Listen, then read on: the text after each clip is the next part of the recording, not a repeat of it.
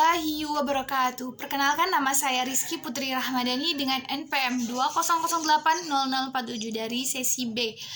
Baik, di sini saya akan menjawab pertanyaan yang terdapat dari tugas 5, yang mana pertanyaan tersebut terdapat 3 soal untuk memenuhi tugas dari mata kuliah dasar-dasar filsafat yang mana diampu oleh ibu kita Dr. Sylvia Marni MPD. Baik, untuk pertanyaan pertama, apakah yang Anda ketahui tentang filsafat dan mengapa Anda harus belajar filsafat? Menurut saya, pemahaman saya, filsafat itu adalah studi tentang seluruh fenomena kehidupan dan pemikiran manusia secara kritis. Artinya apa? Filsafat ini adalah ilmu yang mana kita sebagai manusia dituntut untuk berpikir secara kritis. Artinya kita bisa berpikir untuk memahami apa saja yang terjadi dalam kehidupan kita, sehingga kita bisa membedakan mana yang kebenaran dan mana yang kesalahan, dan kita bisa membedakan itu benar adanya dan itu salah. Jadi filsafat ini adalah manusia dituntut untuk berpikir secara kritis untuk mencapai pengetahuan tentang kebenaran yang sebenarnya. Dan mengapa Anda harus belajar filsafat? Saya rasa untuk belajar filsafat itu sangat penting ya.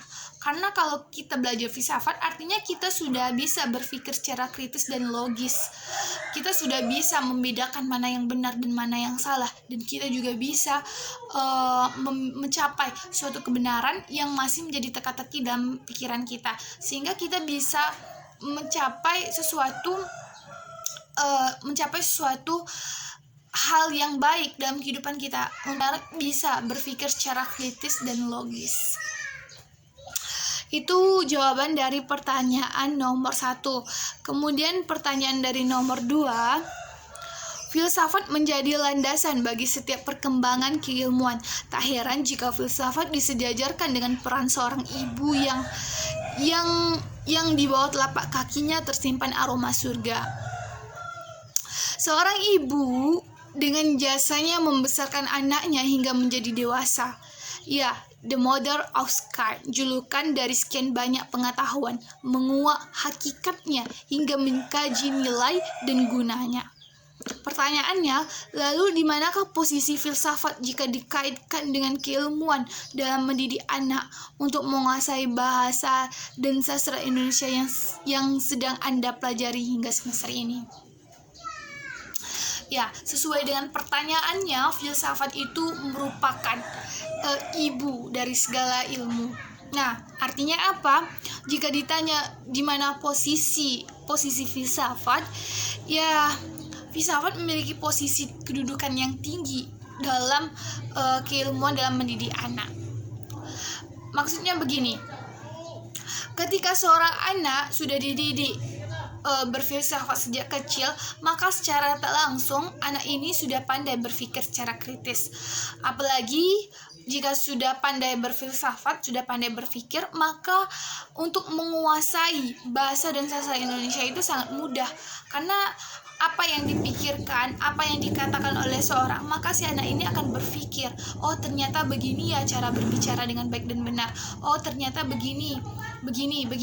Dan artinya seorang anak tersebut menjadi mudah berpikir karena sudah berfilsafat sejak dini, dan posisi filsafat itu sangat tinggi kedudukannya dalam lingkungan untuk mendidik seorang anak. Itu adalah pertanyaan dari nomor 2. Kemudian pertanyaan nomor 3, tunjukkan perbedaan antara pengetahuan biasa dengan pengetahuan ilmiah.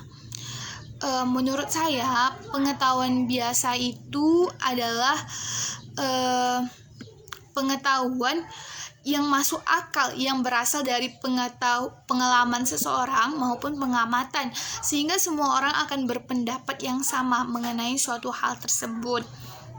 Nah, sedangkan pengetahuan ilmiah adalah pengetahuan yang secara sadar itu menyelidiki untuk menemukan dan mencari pemahaman baru yang belum terpecahkan guna menambah pengetahuan yang belum diketahui. Nah, saya jelaskan sedikit tentang pengetahuan biasa. Yang mana definisi dari pengetahuan biasa itu adalah pengetahuan yang sudah masuk akal, yang mana sudah berasal dari pengalaman seorang. Artinya apa?